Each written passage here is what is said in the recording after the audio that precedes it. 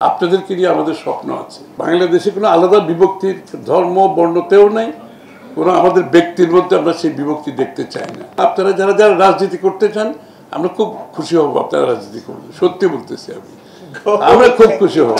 আপনারা রাজনীতি করেন, আসেন, আমরা চাই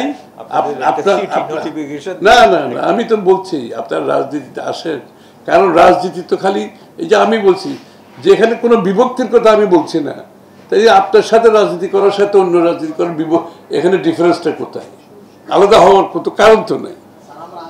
হ্যাঁ, ঠিক আছে, ওকে।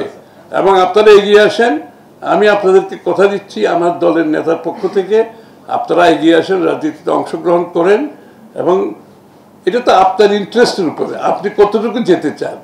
এখন আপনি যদি সিরিয়াসলি রাজনীতি করতে চান অবশ্যই করতে হবে, সিরিয়াসলি রাজনীতি করলে আপনাকে সেভাবে মূল্যায়ন করা হবে, কোনো সমস্যা নেই। এবং মূল্যায়নের পরিপ্রেক্ষিতে যখন যেটা পাওয়ার, ওই যে বিএনপির নমিনেশন নিয়ে উনি তো পিপি হয়েছে, সভাপতি হয়েছে, উনি তো বিএনপি ওনাকে নমিনেশন দিয়েছে, তো ওনার অন্ধত্বটা ওনারা কিন্তু বিবেচনায় আনেন নাই, ওনার সক্ষমতাটাই বিবেচনায় আনছে, তো দিয়েছে না। তো সেইভাবে আপনারা এগিয়ে আসলে সবাই সব জায়গা থেকে এগিয়ে আসতে পারবেন। কেউ লিগ্যাল সাইডে যাবেন, কেউ ডাক্তারিতে যাবেন, কেউ ইঞ্জিনিয়ারিংয়ে যাবেন, কেউ রাজনীতিতে যাবেন, কেউ সংসদে যাবেন, কেউ লোকাল গভর্নমেন্টে স্থানীয় সরকারে যাবেন, অসুবিধা তো কিছু নাই। কারণ আপনাদের বিষয়ে আমি একটা বিষয়ে একমত যে আপনাদের বিষয়ে আপনাদের যে অবদান আপনারা যেটা রাখতে পারবেন, আপনার সমস্যা আরেকজনের পক্ষে রাখা সম্ভব হবে না, এই বিষয়টা কিন্তু আমরা অনুধাবন করতে পারছি। আপনাদের বাইরে একজন গিয়ে সেটা অনুধাবন করা সম্ভব না। সুতরাং আপনাদের নিজেদের সমস্যা আপনি যেভাবে উপস্থাপন করতে পারবেন, সমাধানের পথ দেখাতে পারবেন, সেটা একজন অন্যরা কেউ করতে পারবে না। সুতরাং আপনারা আসুন, আমরা চাই যে সকলকে নিয়ে বাংলাদেশে কোনো আলাদা বিভক্তির ধর্ম বর্ণতেও নাই, কোনো আমাদের ব্যক্তির মধ্যে আমরা সেই বিভক্তি দেখতে চাই না। আমরা চাই বাংলাদেশি জাতীয়তাবাদের যে চিন্তা, সেটা হচ্ছে অন্তর্ভুক্তিমূলক চিন্তা। আমরা যে এই যে পরিবর্তনটা বাঙালি জাতীয়বাদ থেকে বাংলাদেশি জাতীয়বাদটা আসছে, ওই কারণে অন্তর্ভুক্তিমূলক একটা রাজনীতির জন্য। হিরন আরও মিনারেল ওয়াটার মাত্র 50 পয়সায় প্রতি লিটার। অর্থাৎ সকলের জন্য বাংলাদেশ। আমরা পাসপোর্টে কি লিখি? বাংলাদেশি লিখি না, বাঙালি লিখি না, বাংলাদেশি লিখি না। অর্থাৎ সকলের জন্য বাংলাদেশ, এটাই আমাদের আগামী দিনের ইনশাআল্লাহ, আমাদের আগামী দিনের স্বপ্ন। বাংলাদেশকে আপনাদেরকে নিয়ে তো স্বপ্ন দেখতে হবে, সবাইকে নিয়ে স্বপ্ন দেখতে হবে, স্বপ্ন কারোর জন্য আলাদা হবে না। আমরা সবাইকে নিয়ে স্বপ্ন দেখছি, আপনাদেরকে নিয়ে আমাদের স্বপ্ন আছে।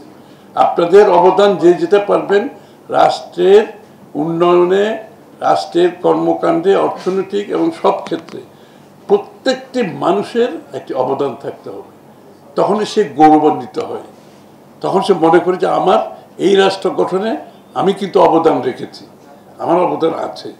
এবং আমরা শুধু আরেকটা জিনিস নতুন, যেটা বাংলাদেশে কখনো কেউ চিন্তা করে নাই, ডেমোগ্রাফিক ডিভিডেন্টের পরে এটা বল ভুলে হতে গেলাম, লনজিভিটি ডিভিডেন্ট। অর্থাৎ যারা বয়স হয়ে গেছে 50-60-এর উপরে, ওই যে বললো অক্ষম কেউ হয় না জীবনে।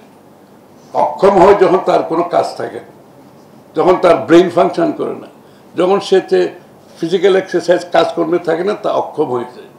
আপনি যদি মানুষকে সক্ষম রাখতে পারেন, 60-70-80 বছর পর্যন্ত মানুষ তার প্রোডাক্টিভ ক্যাপাসিটি থাকে। আমার বয়স কত হয়েছে? আমি তো কবে 60 পারিয়ে গেছি, আমি কাজ করতেছি না।